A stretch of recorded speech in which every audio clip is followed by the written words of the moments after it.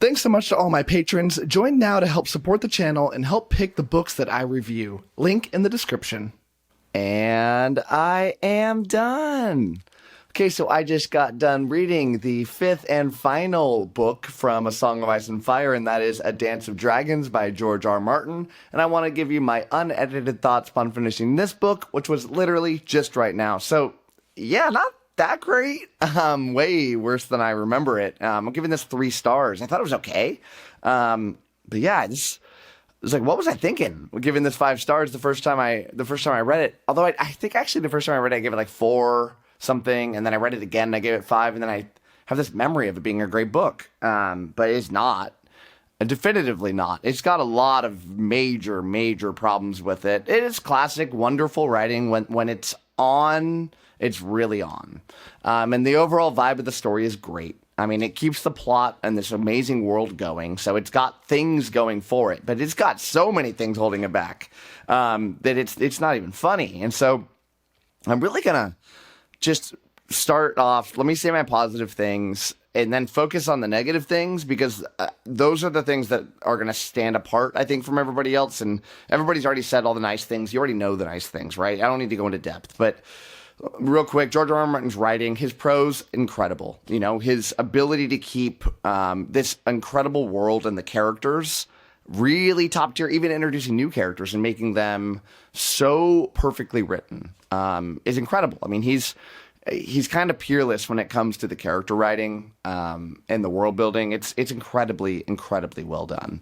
And yeah, it's just, I love the depth to it. Even though he writes in this way that's not incredibly well planned out, it feels relatively planned out up until kind of some of the problems with the structure of this book, but wonderful on all those parts. But let's now talk about the problems, the major problem here, and it's really that this book was split up the way that it was split up. So unfortunately, now I can forgive the split up in A Feast for Crows. So A Feast for Crows was kind of like this is the companion book to that. They were both written covering the same time period with different point of views. And so you'll see these events happening that you remember already happening in the other book, and it feels kind of weird and jarring when that happens, but it's not that big a deal because it ends up, it kind of makes sense the way he did it. And a lot of people have criticized the way that he did this, and they think the better way to have done this would have been to write, both the books slowly written out, in a chronological way.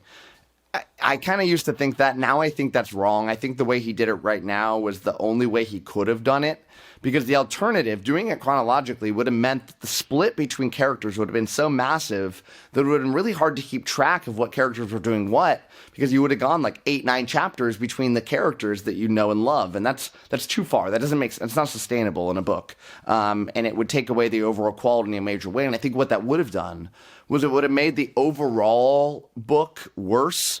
Instead of having a really good A Feast for Crows and a pretty mediocre 5th book, I think they both would have been mediocre. So really tough decision. I think he did the right thing. But what worked for A Feast for Crows was that we were going over the main plots of the book, the things that we've been covering, the things we know are the really important things, the characters we know and love. The main plot points of the book were being discussed here. And now in A Dance with Dragons, it feels like it's like a book of extras. It's all the random characters and they get all their stories, all the side characters, all the other continent stuff, all the stuff that feels like it ultimately doesn't matter to the overall plot is the only thing we do in this book. And it's unfortunate that it feels like this, but it really feels like what you would get after an author's done with the whole book, that you'd get this random like, oh, and here's an anthology of side stories. It felt like what we had here. And so like, just trying to think of them as we go over. I read this book over a long period of time, so I'm going to forget some stuff here, but we got the North, we got the Jon Snow stuff. And, after the show, it made the North stuff feel very, very insignificant, because at least what we got from the show is that the North stuff just doesn't matter. It doesn't matter at all. It's this huge, major thing being built up just to be defeated, and ultimately the real story is the Game of Thrones happening further down to the south. And so maybe George lied to the showrunners and has got this major thing going on there, but it sucked out all the fun from the North. And even then, the North stuff isn't the stuff that I loved. I really did enjoy that, getting to know the wall, getting to know the characters, feeling the vibe out. But now at this part of the story, we've got the Wild Leagues all living in. It feels like we're on like that, season 7 of a TV show that went too far kind of thing, where all the characters have these odd jobs and they're all dating each other. It all feels really silly at a certain point. There's just way too much stuff going on in the wall, and it didn't feel very serious to me. So then we go over to the east, and we've got Daenerys and doing her thing over there, and God, that's just boring. I can't care about the Daenerys stuff because it just feels like, again, none of this matters. None of this matters. All that matters is the character progression of Daenerys, but like, that's it. She's gonna leave these slaver cities behind, and all that we'll have left is some impacts to her dragons, whatever those may be, and the impact psychologically to her. And maybe then we get to see, the moments that she turns bad, right, over time. But God, it feels like it doesn't matter. And especially so we get these chapters of, you got the chapters with the guy being built up that gets burnt, and I guess the subverting of expectations is cool the first time you read it. You reread this book, and it's like you don't care about the character at all through the book. It ruins the reread. It's not some fun, tragic arc. I mean, it is, but it's not enjoyable because this character hasn't been built up for a long enough time for me to care about them. We do get some King's Landing stuff, and that's the only stuff that ultimately really matters. But, God, I mean, there's not much here. What else did we get? We got some random stuff going on in like the Riverlands, and it just, why was this book written? I mean, it just felt like this really finally exposed the need to have like planned things out, because it feels like impossible at this point. And reading this really made me fully understand and appreciate that we're really never going to get even the next book, let alone book 7. I've always thought we'd get a book 6. That's kind of why I mentioned my kind of joke at the beginning of this video that this is the 5th and final book of A Song of Ice and Fire. Because really, like, it doesn't go anywhere from here.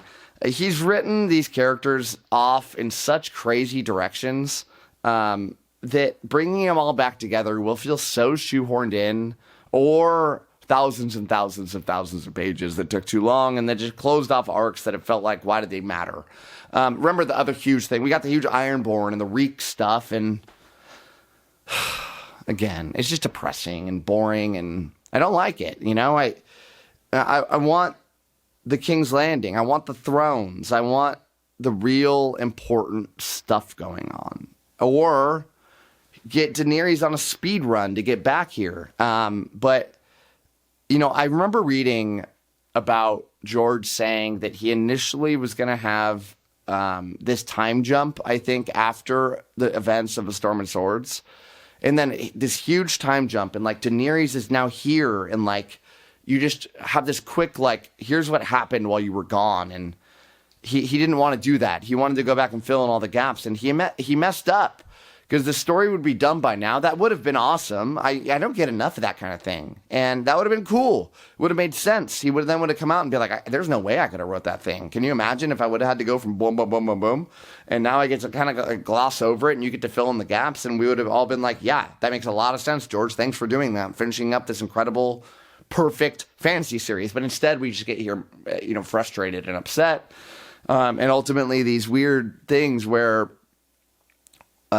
we end up just having to feel bad for this dude, and this tragic cycle he went on, and this story that we're never going to get the end of. So, it is what it is, and it's I don't like deserve this story or anything. I've got a million fantasy stories, I can read, behind me or here, let alone all the wonderful books that I haven't gotten to yet. So. Yeah, it is what it is. So ultimately, let me finish this off with a statement that I've always kind of felt, and I still do feel it, which is A Song of Ice and Fire worth reading, even though it's not going to get finished? Yes, unequivocally, yes. Why?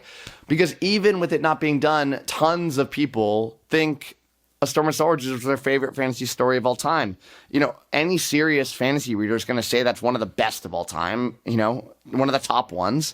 And this series is going to be one of the top ones, even with an ending that's not here. It's worth it. You know, it could be better, yes. But is it wonderful? Yes. So that's all I got from me. That's it. Thank you so much for watching. And as always, happy reading to you. Thanks again to all my patrons, with a special shout out to my Ascendant tier and Librarian tier patrons: Amy, Alex P, Anna G, Brady K, Doust, Darren, Jerry, Jonathan, Nev's Book Channel, Ron Reich, Ryan L, Sydney Baker, Anna, Blair, Eric Cannon, Joe UK, Kat Mick, Ricky Iman, and Sky. Thanks for sticking to the end of this video, and if you want to watch some more content from my channel, click over here and I've got some good videos for you. Thanks so much.